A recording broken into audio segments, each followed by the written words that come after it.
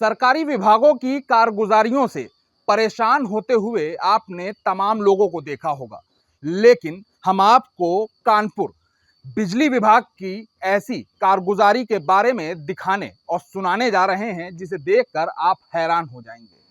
इस वक्त हम फूलबाग की कैंट क्षेत्र में हैं और ये संजय नगर कच्ची बस्ती है। तस्वीर साफ तौर से आप देख सकते हैं कि यहाँ पर किस तरीके से लोग अपना गुजर बसर कर रहे हैं। यहाँ पर कच्चे मकान बने हुए हैं, अस्थायी व्यवस्था है, लोग किसी न किसी तरीके से अपनी जीवन को यहाँ पर काट रहे हैं। ऐसे में कानपुर विद्युत विभाग ने एक ऐसी अपनी कमी को सामने रखा है जिसके बाद सब हैरान हो गए हैं। दरअसल कानपुर बिजली विभाग यानी कि कैस्को कानपुर ने एक व्यक्ति का ऐसा बिजली का बिल काटा कि उसे देखकर वो खुद हैरान है और सुनने और जानने वाले भी अब हैरान हो गए हैं। दरअसल इस कच्ची बस्ती में रहने वाले एक शख्स का कैसा विभाग ने यानी कि बिजली विभाग ने 23 लाख रुपए का बिजली का बिल निकाल दिया। ये बिजली का बिल 5 महीनों का है और ये उसी शख्स का घर है जहां पर 23 लाख रुपए का बिजली का बिल आया है।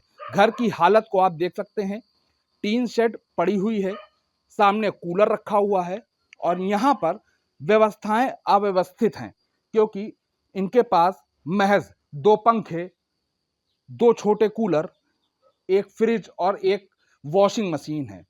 इसके अलावा इनके घर में बिजली के उपभोग को करने के लिए कोई और भी इलेक्ट्रिक उपकरण नहीं है।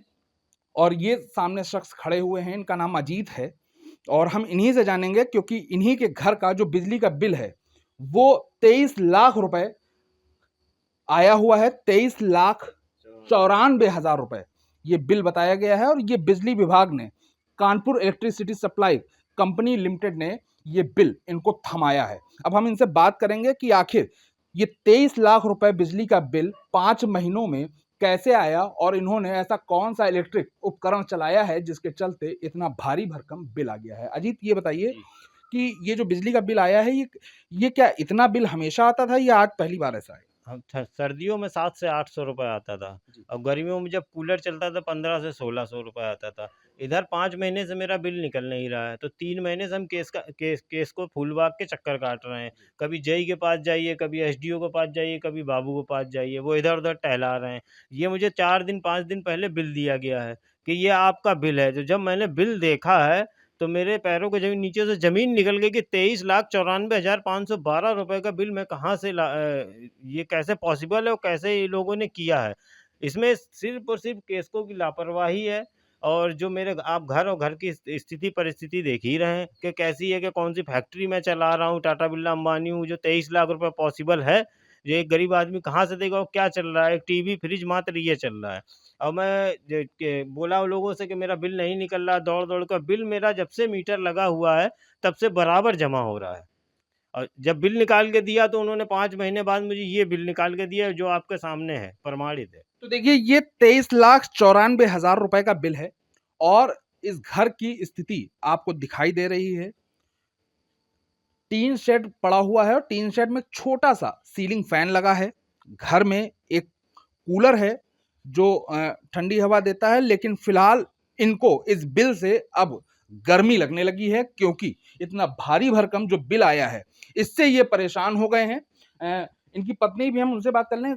पहले कितना बिल आता था आपके यहाँ? ये नॉर्मली सर्दियों में ज़्यादा से ज़्यादा 1000, इससे ज़्यादा नहीं आता। तो गर्मियों में ज़्यादा तो 15-16, ज़्यादा ज़्यादा 2000, इससे अलावा कुछ नहीं आता था।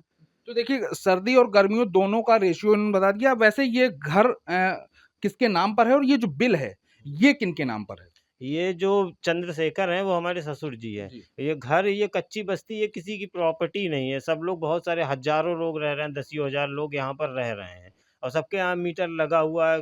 हालाँकि फ़िलहाल ऐसा कुछ हुआ नहीं है। 5 महीने में पहली बार मेरे साथ ऐसा हुआ जब से मीटर लगा है कि इतना ज़्यादा बिल हुआ आया हो, कोई सुनने को तैयार नहीं है। अच्छा, इसके बारे में आपने विभाग में कोई बातचीत करनी चाहिए, कोई प्रयास किया आपने? विभाग में लोगों से कहा तो कहा लंच टाइम हो गया, बाद में आना, आज 1 हफ्ते बाद आना, तुम्हारा 1 हफ्ते बाद देखेंगे।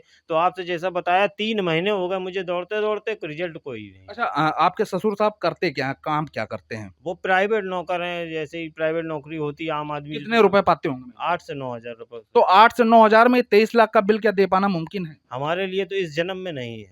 तो देखिए, ये 23,94,000 रुपए का बिजली का बिल कानपुर जो बिजली विभाग है उसने इस घर को थमा दिया है। इनके घर में पिछले 5 महीनों से रीडिंग नहीं ली जा रही थी, लेकिन जब ये खुद बिल बनवाने पहुंचे तो इन्हें 23 लाख रुपए का बिल थमा दिया गया है। अब इस कम आमदनी के चलते और इस अस्थायी व्यवस्था में एक शख्स कैसे 23,94,000 रुपए का बिल केसा विभाग को अदा करेगा।